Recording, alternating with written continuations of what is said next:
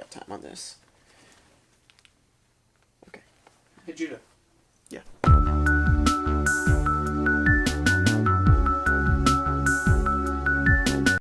Ow!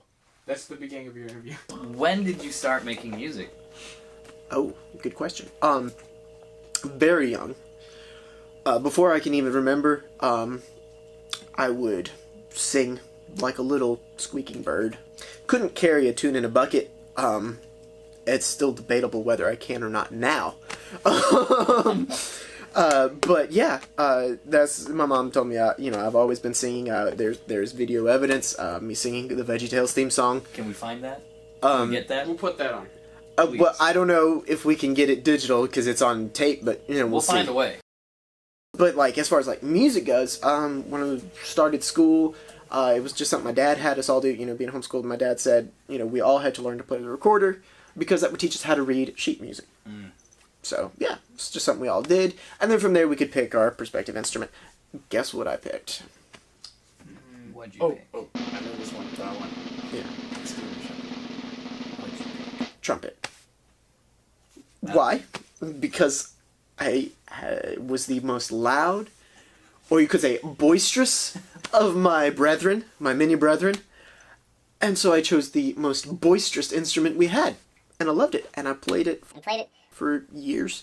I quickly found out, though, you cannot play a trumpet at a party. Naturally, I wanted to pick up guitar after my oldest brother had been playing it for a little while. It was cool. So yeah, I started playing my my mom's classical guitar, and it's all uphill from there. Now, how many instruments do you play since that early age of starting on recorder, then going to trumpet, then guitar? Where has it gone from there? Gotcha. Okay. That is a long and very complicated answer. I drum on a fairly regular basis. Obviously, I play bass. I play six string, ukulele from time to time, because who doesn't? It's fun. Piano, play piano a little bit. I play penny whistle. I love playing with a penny whistle just because it's such a joyful noise. Yeah, it's a happy sound, and it's so easy to do. Trumpet, obviously. Yeah, I think that covers all the ones I've played up to date.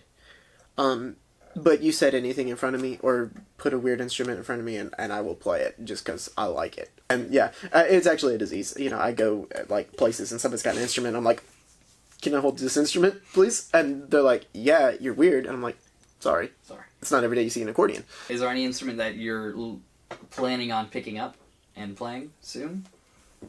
Planning on picking up and playing soon. Well, I have been thinking about getting back into the violin, just because I'd like to, be able to fiddle. I don't know whether or not that'll ever happen. But yeah, I mean, since it's what led into this question, yeah, accordion. If you could jam with one musician, dead or alive, who would it be? Ooh, That's a good question. that is a really tough question. Yeah. Because like my first instinct is like start thinking of the guys from like Rush, and like I wouldn't want to jam with Geddy much as I love Geddy, and he's one of my favorite, like, not just musicians but celebrities. He plays bass, and what I'm best at jamming with is bass. Just because he's like popped into my mind, I think John Frusciante. He's just got such a good vibe. And like, as much as I like playing guitar, in my own time, I'm not really great jamming with people on guitar. I'm not very comfortable jamming. I'm comfortable jamming on the drums, even though I'm not really great on them.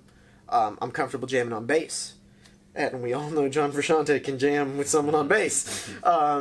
And yeah, just the fact that he's got a great vibe. He's amazingly talented and skilled.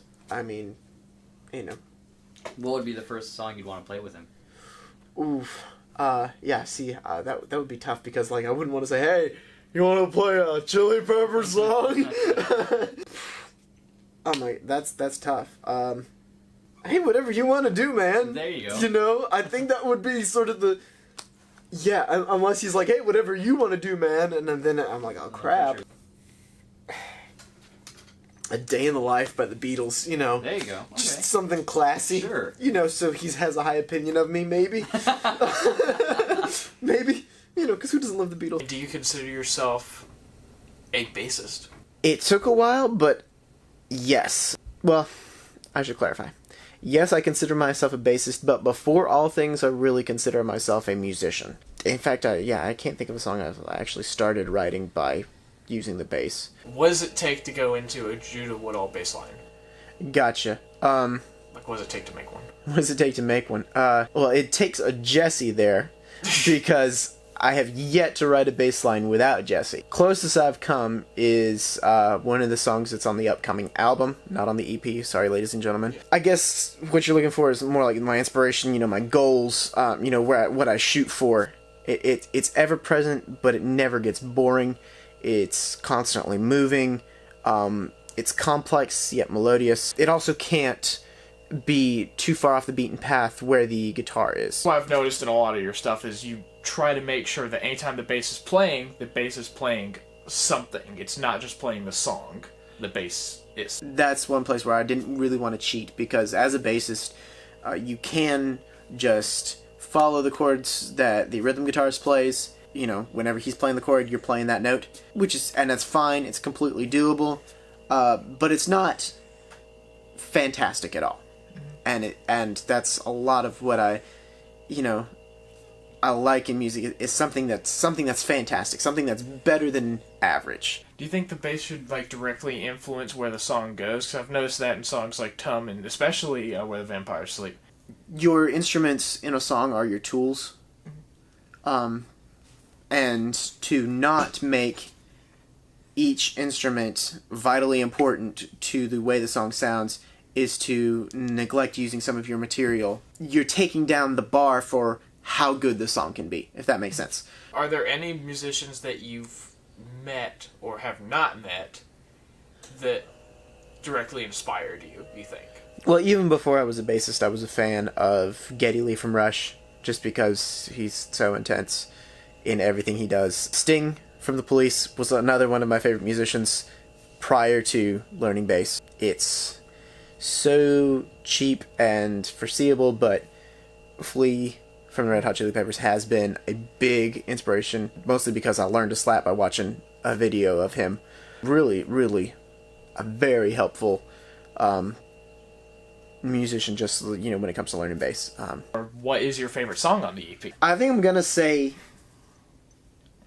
Outro Song, simply because of the progress I got to see with that one. The Outro Song was very much a raw thing. It was just a blub. It was noise, and then even though I wasn't working on it the whole time, watching it develop, and even after we recorded it, it was still developing. And then all the work that our wonderful producer Nathan put into it, it's watching it build and grow to be this big, climax really to the EP. Any songs you were ashamed to admit you absolutely love? There were. Mm-hmm. Until I watched this great interview, and I think Corey Taylor says, I don't feel guilty about any of them, and then he was like, Party in the USA or something. I can't remember what song it was, but I was like, yeah, I shouldn't feel guilty. Now, I do catch a lot of flack for some things, sure. and I'll give you that. At my home, I get given so much flack for listening to Rockstar by Post Malone, anything by Big Sean, which I just have certain friends I listen to him with, Right. Probably I don't feel guilty about it, but I catch a lot of flack for listening to Kesha, particularly TikTok, because I know all the words to it. Which of the band members do you think is going to die first, and how? I could easily see it being me. If we get big after this EP and everything, let's just say an on-the-road lifestyle, especially if it involves any amount of partying, does not really agree with type 1 diabetes, as the first drummer of Rush figured out. Yeah, so assuming I don't die, it would be Steven. Yeah. Before you go, for good. Yeah, before I go for good. Can you hit us with some unpopular opinions as fast as you can fire them off? Ooh, gotcha. Okay, unpopular opinions. I got a couple of these. Nicki Minaj sucks. Chun-Li is a bop. Abortion is wrong. I think Trump is doing a fantastic job. I don't know how actually unpopular that is, but I hate the fact that that my first actual vote is going to end up being for Kanye West. That's what I hate. You're voting for Kanye?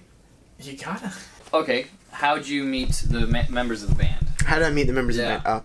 So let's start with Jesse. Love this. Okay. because How intimate do you want this to be? I want to be as intimate as you want to go. Okay. This is an intimate interview. As you're It's an intimate interview, Intimate as okay. you're comfortable with. So, like, if you want to start taking clothes off too, that's also acceptable. If you want. Okay, that's not quite that intimate. So first I met Jesse at a graduation party. One of my best friends, Neil Banner, like, besties all through high school, is also best friends with Jesse's brother, Austin. So naturally, Jesse and Austin were invited to Neil's graduation party, as well as myself. While there, I get to talking to some of Neil's friends, and this kid, sitting across from me, we get on the subject of music naturally because, of course, Neil knows we're both musicians, and he's like, hey, you guys should music, or whatever, So yeah, we get talking, have a great talk, we connect on a couple different levels with musical taste, and then just have, like, a blast all night. I contacted him, we jammed, and this is actually where it gets interesting, because, like, we jammed, loved hanging out with him, and he had a band called the After Kings. May they rest in peace. The After Kings, which was Jesse and this kid named Beep. They text me after the jam, and they're like, yo, you play bass? And I was like, my brother's got a bass. And they're like, so do you play? And I said, sure. Borrowed my brother's bass. They let me in the band. Long story short, we start making music, start writing together.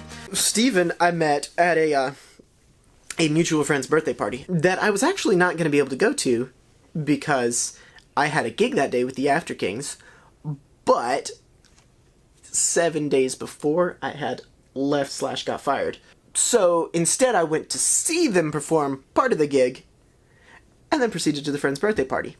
The friend was Alex Gibson, who is the younger sister of Chris Gibson, who is the missing link between me and Steven. Her and Steven had been friends for ages. She and I had been friends for 2-3 years at the time. So I go there, and then I'm upstairs putting down musical instruments, of course, because of course I brought them. And then she says, hey, I want you to meet this guy. Steven comes bouncing up the steps and sticks out a firm handshake and says, hi, I'm Steven. And at that moment, Macy and Mackenzie in the background cough and go, the competition. Oh my god! That's right! And I kind of laughed. Well, I pretended I didn't hear it, honestly. But I did. And part of me was like, haha, that's funny. Part of me was like, ouch, that hurts. But yeah, it turned out he was a swell guy. I was actually a little suspicious at first because of how swell he was. I didn't know how genuine he was. But no, turns out he's just that swell.